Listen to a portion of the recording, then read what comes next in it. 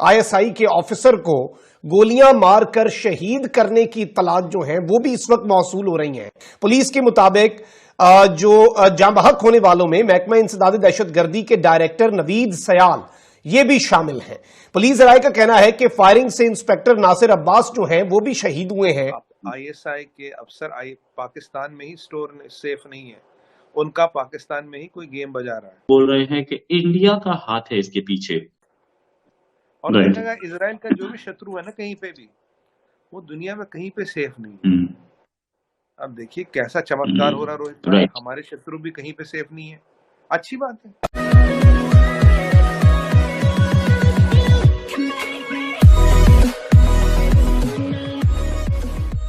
नमस्कार दोस्तों, अब यहाँ पर बात हो रही है कि अपने आप को पाकिस्तानी कहते हैं ना कि हमारी आईएसआई नंबर 1 है दुनिया के अंदर, और मेजर गौरव आर्या इस बात पर तो कई बार टोंट कर चुके हैं कि अगर ये नंबर 1 है तो ऐसा क्यों हो गया, वैसा क्यों हो गया। अब देखने वाली बात यह है कि टीटीपी और बीएलए वाली जब से सिचुएशन बढ़ी है, खास करके टीटीपी तहरीक तालिबान पाकिस्तान और तालिबान और अफगानिस्तान के तालिबान की, जब कभी भी वो फायरिंग करके चले जाते हैं तब उन्होंने टारगेट करना शुरू किया है आईएसआई के ऑफिसर्स को।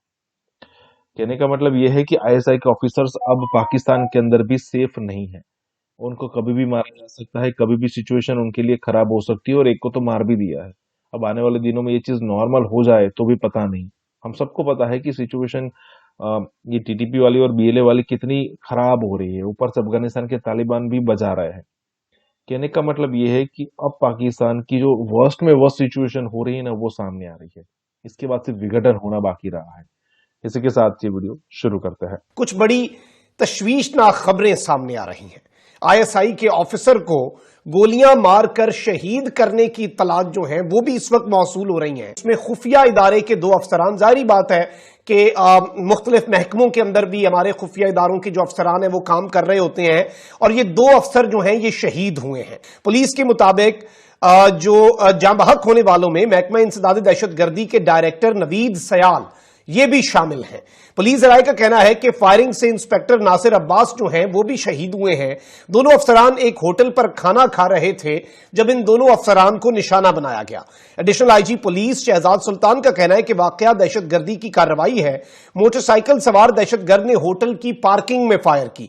एनी शाहिदीन के मुताबिक मुलजिम एक था जो हमले के बाद अपने मोटरसाइकिल पर फरार हो गया।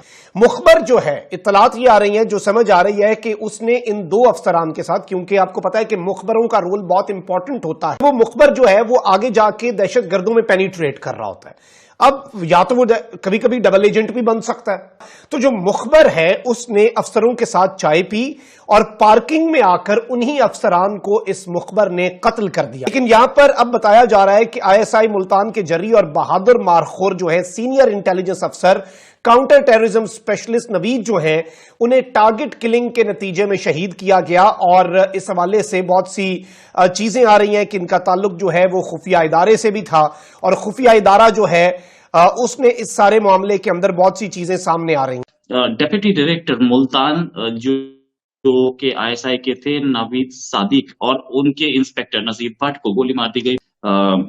दुखद है, मैं मानता हूं कि किसी की भी हत्या नहीं होनी चाहिए और गलत है, लेकिन इस पर भी ट्विटर पे लोग बोल रहे हैं कि इंडिया का हाथ है इसके पीछे। आईएसआई जो काम करती है इन आतंकवादियों को, इन्होंने ही तो ट्रेनिंग दी आईएसआई ने, चाहे तालिबान हो या टीटीपी हो, सबको आईएसआई ने दी, इनको हथियार दिए। अब वो आप ही को मार रहे हैं, तो आप इंडिया को ब्लेम करके क्यों इस कहानी को रोकना चाह रहे हैं? हर बार सच्चाई उजागर होने से डरते हैं तो इंडिया का नाम ले लेते हैं। आपकी बात फिर से इंडिया का नाम लिया गया है सर। रोहित भाई, ये जो कहावत है, कहते हैं कर्मा कम्स बैक, सबसे इंपॉर्टेंट चीज है। आज शिकारी का ही शिकार हो रहा है और उसके ही क्षेत्र में हो रहा है। शिकारी का शिकार हो रहा, उसके ही क्षेत्र में हो रहा, कर्मा कम्स बैक। देखिए, जहां भारत नए नए कीर्तिमान बना रहा तरक्की के, ग्लोबल डोमिनेंस के, ग्लोबल स्टैचर के, वहां आज क्या हो रहा है? आईएसआई के अफसर पाकिस्तान में ही स्टोर सेफ नहीं है, उनका पाकिस्तान में ही कोई गेम बजा रहा है। ये IC-814 के 2 हाईजैकर इन्होंने छोड़े थे। सुना उनको भी किसी ने बड़े हैरत अंगेज तरीके में किसी ने गोली मार दी। अब देखिए, अब आपके कर्म कांड, ऐसे तो दुश्मन तो आपके हो ही जाते हैं ना, अब कोई भी कुछ भी कर सकता है। बट आजकल मैं एक चीज जरूर जानता हूँ, भारत के जितने शत्रु हैं, एक टाइम मैंने एक इंटरव्यू देखा था मोसाड के चीफ का, तो उसने बोला world tells you are a killing machine. तो उसने बोला था we have worked very hard to build that reputation, we worked very hard to build that reputation. और मैंने कहा इजराइल का जो भी शत्रु है ना कहीं पे भी, वो दुनिया में कहीं पे सेफ नहीं है। अब देखिए कैसा चमत्कार हो रहा रोहित भाई, हमारे शत्रु भी कहीं पे सेफ नहीं है। अच्छी बात, हम तो सुप्रीम नेशनल इंटरेस्ट में जो भी हमें ठीक लगेगा हम करेंगे। और जहां तक इस विषय का बात है, देखिए हम गांधी का देश है, महात्मा गांधी का देश है, महादेव के भक्त हैं, हम पूरे अहिंसावादी लोग, हम हिंसा में तो विश्वास करते ही नहीं रोहित भाई। पर देखिए महादेव की ऐसी कृपा है, आदिशक्ति का ऐसा आशीर्वाद है, माँ काली की ऐसी अनुकंपा है कि जितने भी हमारे शत्रु है ना, ये खुद ही निपट जाते हैं। कुछ ऐसा हो जाता है, कुछ ऐसी परिस्थितियां बनती है, महामाया का कुछ ऐसा चक्र चलता है, कौन किसका शत्रु बन जाए, किसकी गोली किसको लग जाए, कब लग जाए, कौन किसको मारे, कौन रोग हो जाए, क्या हो जाए, ऐसी विचित्र घटनाएं घटती हैं। बाकी हमने तो कुछ किया नहीं, और जो हुआ ठीक है, भारत के लिए तो अच्छा ही है। और दूसरी बात है कि आप भारत के लिए सांप पालोगे तो वो सांप आपको भी तो काटेंगे, ये तो विधि का विधान है। हमने कुछ नहीं किया रोहित भाई, हमारा कोई लेना देना नहीं, हमें तो पता भी नहीं। हम तो मतलब, पर एक चीज हमें जरूर अचंभा हो रहा है कि मतलब आईएसआई का शिकार पाकिस्तान में, शिकारी का शिकार उसके बैकयार्ड में। और अब ये देखिए, तहरीक तालिबान को इन्होंने पाला, तहरीक तालिबान इनको काटने को आ रही है। आज भी इनकी हिम्मत नहीं लड़ाई डिक्लेयर कर ले।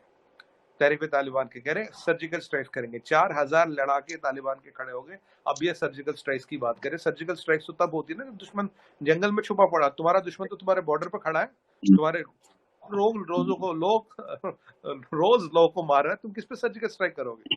दूसरी बात, आईएसआई ने जितने दुनिया भर में कर्म कांड किए हैं, उसका हिसाब कहीं ना कहीं तो होगा, कहीं ना कहीं तो होगा। और आपको याद है डॉक्टर जयशंकर ने आज ये भी बोला terrorism is a international phenomena,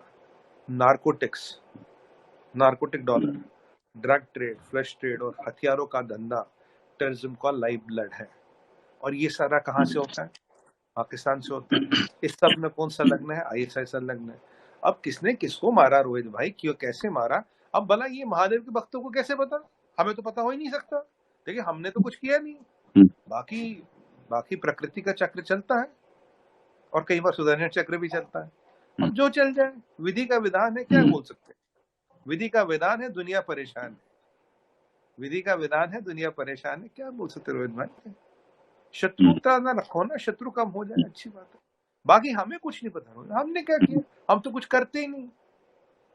वैसे भी मैं एक बार एक ब्रिगेडियर साहब के साथ बैठा था पाकिस्तानी चैनल में, कह रहा बालाकोट में आके तो कुछ कौवे मरे थे। मैं कहा ब्रिगेडियर साहब कुछ खास नस्ल के कौवे होंगे जरूर, बड़ी स्पेशल ब्रीड के कौवे होंगे। हमें मिराज और जगुआर भेजने पड़े उनको, इतने 2000 इतने 100,000 किलोमीटर अंदर मारने। इंडिया ने बड़े रईस शौक पाल लिए, कौवे मारने के लिए जगुआर भेज देते, मिराज भेज देते। चलिए कोई बात नहीं।